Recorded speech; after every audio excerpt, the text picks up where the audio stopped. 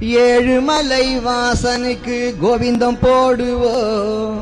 ஏழுமலை வாசனுக்கு கோவிந்தம் போடுவோம்.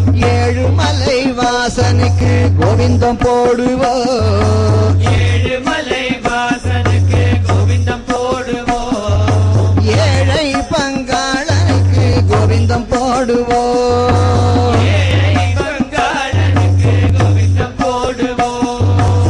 ஏழை பங்காளனுக்கு கோவிந்தம் போடுவோம். ஏழை பங்காளனுக்கு கோவிந்தம் போடுவோம்.